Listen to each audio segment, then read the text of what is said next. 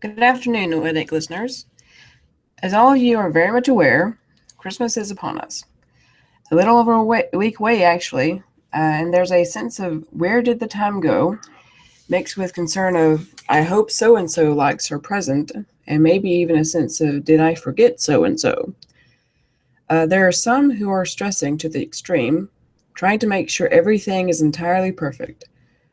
Further, I'm sure that everyone is feeling some financial strain, especially if you have young children or those in your life going through their second childhood.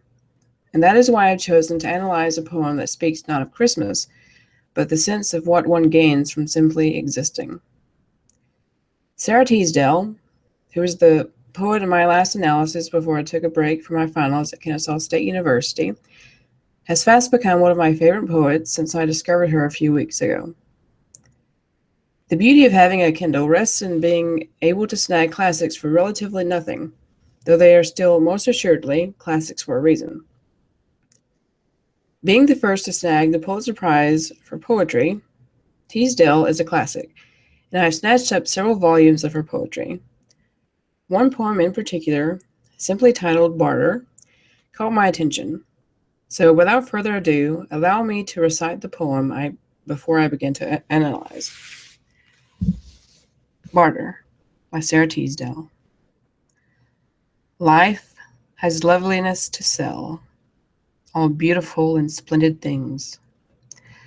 Blue waves whitened on a cliff, soaring fire that sways and sings, and children's faces looking up, holding wonder like a cup. Life has loveliness to sell, music like a curve of gold, scent of pine trees in the rain, eyes that love you, arms that hold, and for your spirit's still delight, holy thoughts that star the night. Spend all you have for loveliness, buy it and never count the cost. For one white singing hour of peace, count many a year of strife well lost. And for a breath of ecstasy, give all you have been or could be.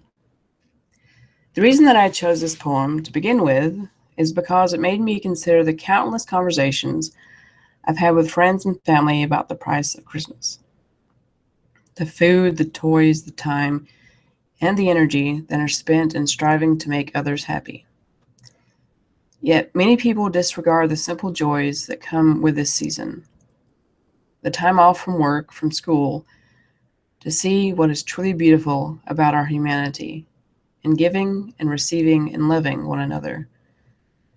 Enough to sing and clap and dance about wanting hippos for Christmas. These are the things that cannot be bought or sold, but they are often the most overlooked. Throughout the poem, Teasdale talks about what cannot be bought, and instead focuses on the loveliness of the natural world. In the first verse, we are given the sight of blue waves whitened on a cliff, a soaring fire that sways and sings, and the sight of children's faces looking up, holding wonder like a cup. Money is important because it allows for the time to travel leisurely to see blue waves, for wood to feed hungry fires, and the zillion and one things that a child needs to have the best chance of a bright life. Yet, we must be open to seeing all of these things too, because such sights are what lift up the soul, just like seeing a friend break from his sorrow and smile because you remembered him for Christmas. You spent money on the gifts you bought for Christmas, yet if you're too busy grumbling about the price, you're bound to miss the spiritual benefit, what you gain from giving. In the second verse, we are given more examples to strengthen the first. According to enotes.com, on the page dedicated to this poem, the line of life has a loveliness to sell provides an assertion that is made emphatic when it is repeated word for word in line 7. This text, we immediately realize, is a poem intended to teach us something. In a sense, the poem begins with a lesson that the rest of the poem will then explain and develop.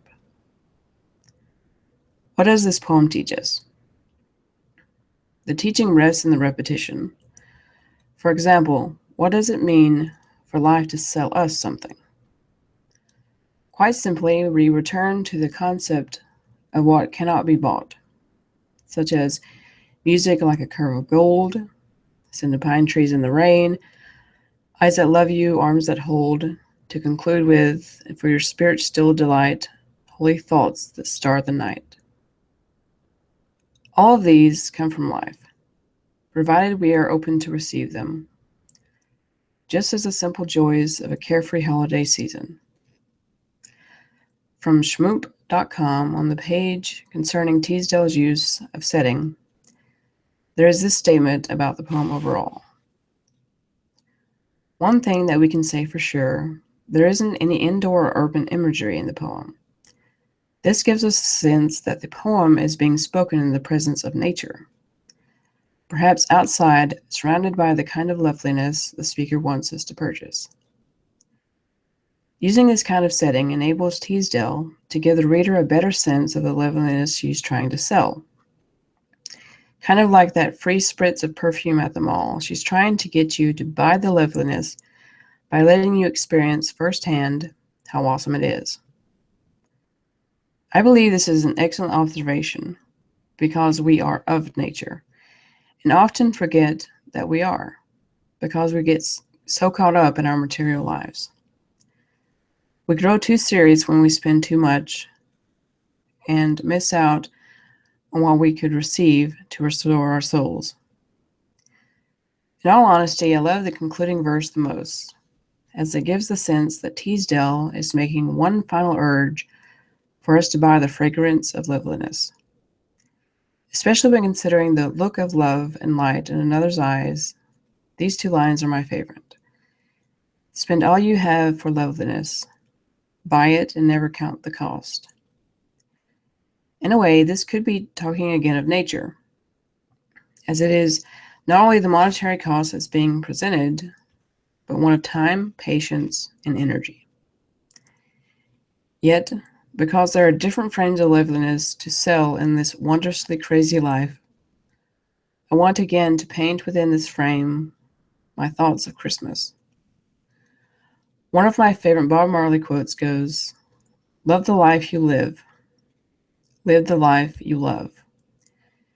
If you love your life and those within it, there isn't a cost too great to see them happy." I don't mean to go broke. Sometimes all that you need to help someone love themselves and their lives again is to be there for them until they do. Life has a loveliness to sell, many of them. To barter is to exchange. Give a gift, receive a gift. Yet remember, money, as precious as it is, isn't all there is. Give your light, your time, your love, and I promise you that it will be returned. Thank you.